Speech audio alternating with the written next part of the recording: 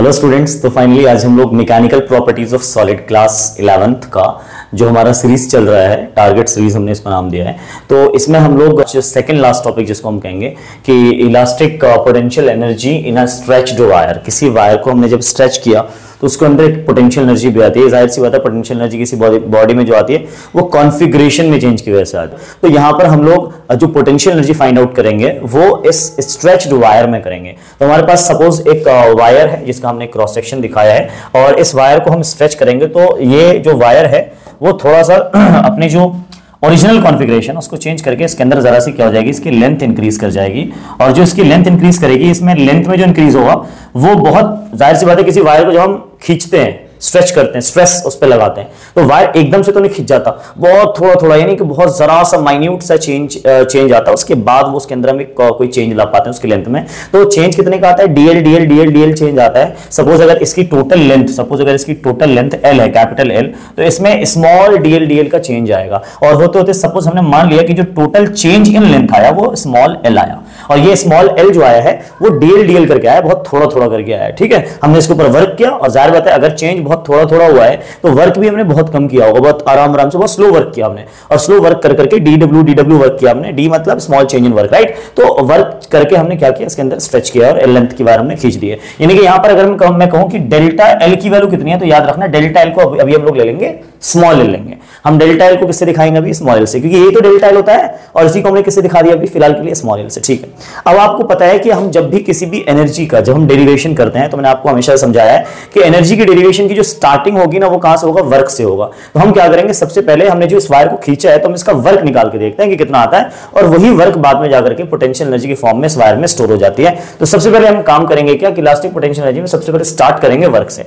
आप बताओ इस वायर को खींचने में जो वर्क किया गया होगा वो डीडब्ल्यू वर्क होगा स्टार्टिंग में, और चूंकि वर्क जो है वो किस फोर्स का है? वेरिएबल फोर्स का है।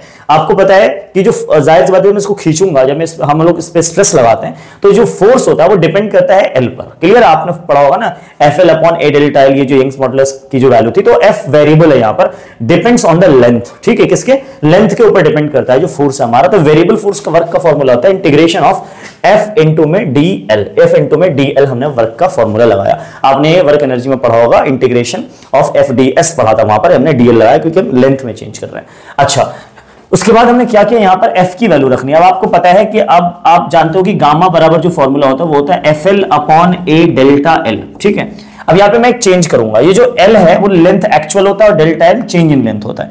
आप लोग मुझे बताओ यहां पर जो स्मॉल जो ये एल है लेंथ, एक्चुअल लेंथ, उसको हमने किससे दिखाया? कैपिटल एल से। तो हम इसकी जगह क्या रख देंगे? हम इसकी जगह कैपिटल एल रख देंगे। यहां पे क्या रखेंगे? हम इसकी जगह रख देंगे कैपिटल एल, और डेल्टा एल की जगह क्या रखेंगे? डेफिनेटली हम लोग डेल्टा एल की जगह पे सिर्फ स्मॉल एल रखने। मैंने पहले बताया आपको, पहले बता दिया कि डेल्टा एल को हम किससे डिनोट कर रहे हैं फिलहाल के लिए? स्मॉल एल से डिनोट कर रहे हैं। तो F L, F capital L upon small L, ये F capital L upon small L, ये फॉर्मूला इस्तेमाल करेंगे। ठीक है, अब यहां से एफ की वैल्यू बताइए क्या होगा? तो एफ की वैल्यू एफ यही रहेगा, gamma A L upon capital L. तो एफ की वैल्यू रख देंगे gamma A L upon capital L.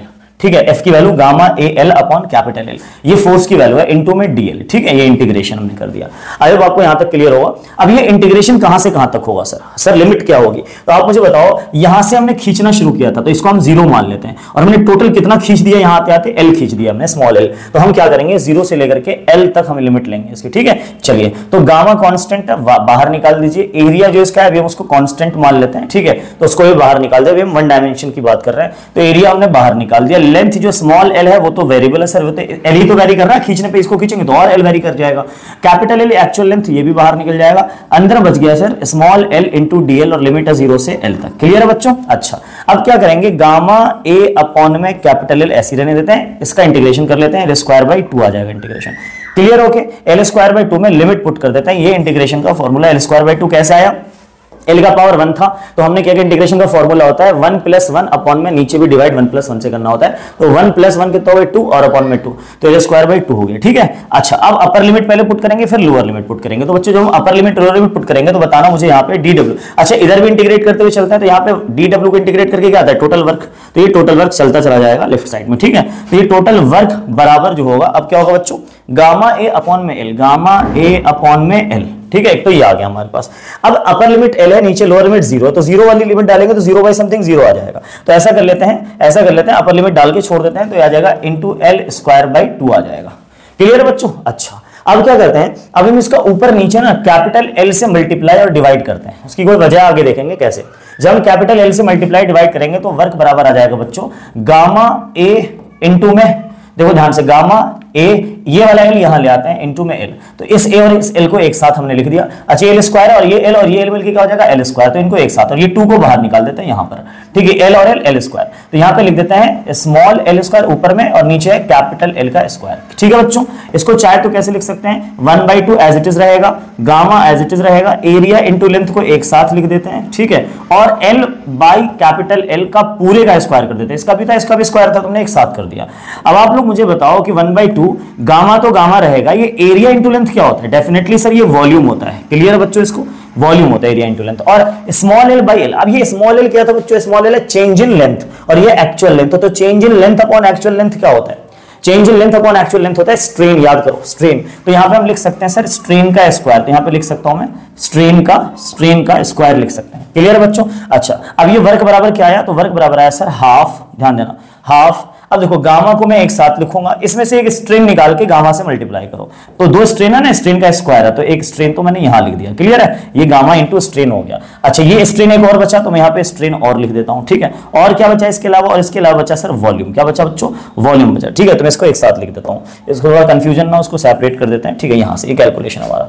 अच्छा जी, क्लियर हो गई इतनी बात। अच्छा, अब सर ये बचा half gamma into strain into volume. इसको हम तरीके से देखें तो जरा एक बात बताओ आप लोग,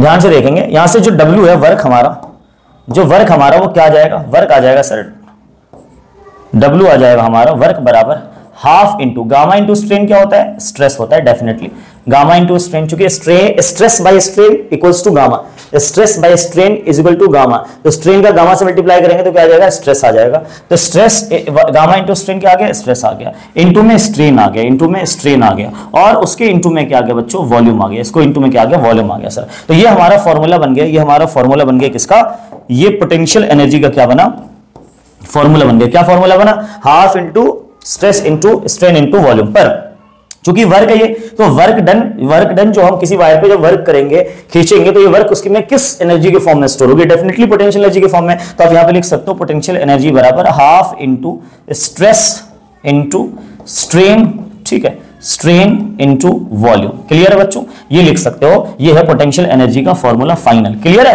अच्छा, कई बार ऐसा क्वेश्चन में न्यूमेरिकल में कई बार लिख के आएगा energy per unit volume find करो, तो कोई बड़ी बात नहीं है, एनर्जी है ही पर यूनिट वॉल्यूम, वॉल्यूम को उठा के यहां नीचे ले आओ तो बच जाएगा half into stress into strain, सीधा सीधा एनर्जी पर यूनिट वॉल्यूम की बात आ गई। तो इस तरह से जनरली डेरिवेशन हम पूरा करते हैं। डेरिवेशन नॉर्मली बहुत इंपॉर्टेंट है, ये पेपर में क्लास 11th के एग्जाम्स में कई बार पूछे गए हैं, तो इसको जरूर से जरूर आप लिख लीजिएगा और इसके नोट्स तैयार कर लीजिएगा।